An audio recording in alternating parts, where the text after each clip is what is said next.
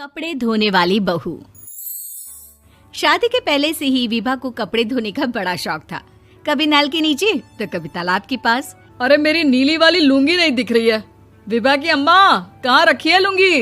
अरे वो तो विभा ने परसों ही धोकर रखी थी आपकी अलमारी में, देखो वहीं होगी।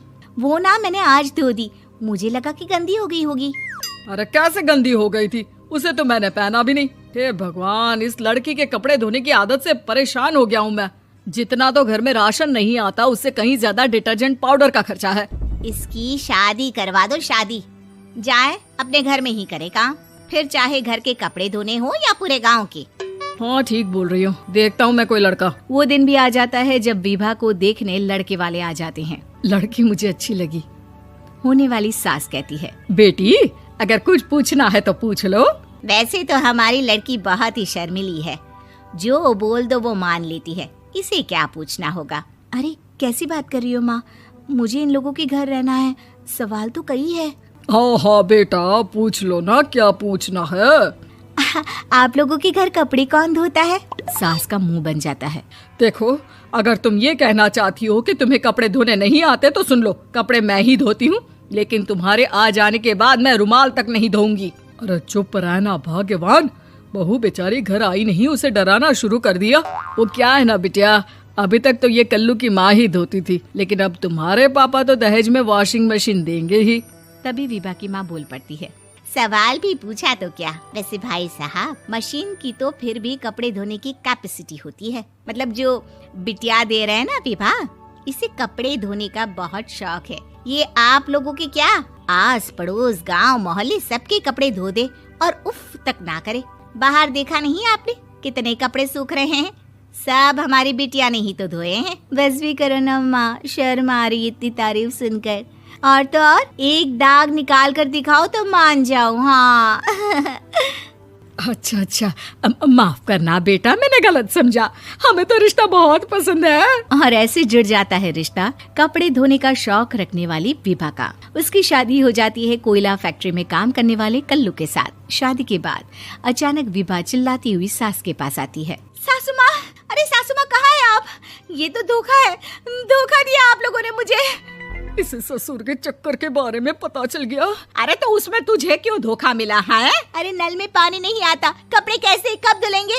अच्छा तू पानी नहीं आ रहा उसकी बात कर रही है। तो आपने क्या सोचा? कुछ नहीं। अच्छा तेरी माँ ने कहा था कि कपड़े धोने का शौक है तुझे, याद आया मुझे।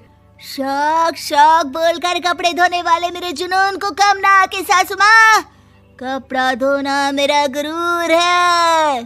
तभी पति भी वहाँ आ जाता है। अभी मैंने इसे सनी देओल की फिल्म दिखाई है, उसी के डायलॉग मार रही है माँ। अच्छा सुन, साफ बता रही हूँ, पानी सुबह 4 से 6 और शाम को 10 से 12 आता है, समझी? विभा टाइमिंग सुनकर हैरान हो जाती है। ये क्या भूतों का मोहल्ला है? सुबह 4 बजे उठकर कौन कपड़े धोता है? 4 बजे टंकी में पानी जाता है, फिर सारा दिन धोना ना, किसने मना किया? अरे कैसी बात कर रही हैं? 200 लीटर की टंकी में कितने कपड़े धो लूंगी मैं, सुबह ही उठ जाऊंगी मैं। अब क्या था, विभा सुबह 4 से लेकर रात के 12 बजे तक कपड़े ही धोती रहती। एक रोज सास पड़ोस से निकलकर कहीं जा रही होती है कि साथ वाली कहती है, हाँ कल्लू की माँ, जरा ये बताओ कि 2 साड़ी है, 2 ब्लाउज और एक पेटीकोट और एक नाड़े वाला लंबा कच्छा। हाँ तो? अरे तो क्या, कितना लोगी धुलाई ये बताओ। धोबन दिख रहे हैं हम क्या? हमारे पति सरकारी नौकरी से अभी रिटायर हुए हैं और बेटा सुपरवाइजर है कोयला फैक्ट्री में। धोबन समझ रखा है हमें। हाय रे कल्लू की अम्मा, माफ कर दो, वो तो मोहल्ले में यही सब बता रहे थे कि तुमने बहू को कपड़ा धुलवाने के काम में लगा दिया है। सास को पड़ोसन की बात सुनकर गुस्सा आ जाता है। वो घर पहुंचती है जहां घर के बाहर ही इतने सारे कपड़े सूख रहे होते हैं जितने कि किसी धोबन के घर पर। अरे ओ कल्लू की दुल्हन, बाहर निकल। माँ जी यहीं आ जाओ, बाथरूम में चादर धो रहे हैं हम। अरे अभी हम धोते हैं, तुमको बाहर निकलो। ये आस पड़ोस वाले बोल रहे हैं कि हम बहू से कपड़े धुलवा कर उसे कपड़ा धोने वाली बना दिए हैं। अरे छोड़ो ना माँ जी, किन लोगों की बातों में आती हो? आस पास के लोगों का तो काम ही होता है कि वो किसी तरह सास बहू को लड़ा दे। बहू सारे घर के कपड़े धोती है, ये क्या कम है? बोलिए। सास को भी लग जाता है कि वो बहू का ये सनकीपन नहीं छुड़वा सकती, इससे अच्छा है कि खुद ही चुप हो जाए। एक रोज सास और बहू मंदिर जाते हैं, जहाँ सास की साड़ी वहाँ खड़ी भीख मांगने वाली से मिलती है। माँ जी क्या बात है, आपकी साड़ी उस भिखारन से कितनी मिल रही है ना? हाँ हाँ देखो तो, दोनों की साड़ी मिल रही है। क्या बात है कल्लू की अम्मा, तुम खुद को तो अफसर की बीवी बताती हो और ऐसी सिंपल सी प्लेन साड़ी पहनकर घूमती हो। सिंपल और प्लेन नहीं है ये साड़ी। तो क्या सोने के धागे से फूल बने हैं? कुछ भी सासू माँ, कुछ भी। हाँ बने थे इस साड़ी में सोने के धागे से फूल। मेरे पति लेकर आए थे मद्रास से स्पेशली मेरे लिए 10,000 की।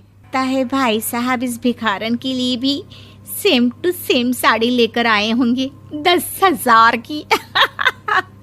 सास उस वक्त तो कुछ नहीं कहती, लेकिन बहू के साथ घर आती है और अलमारी से एल्बम निकाल कर लाती है। ये साड़ी देख रही है, ये वही साड़ी है जिसे मैंने अभी पहना था।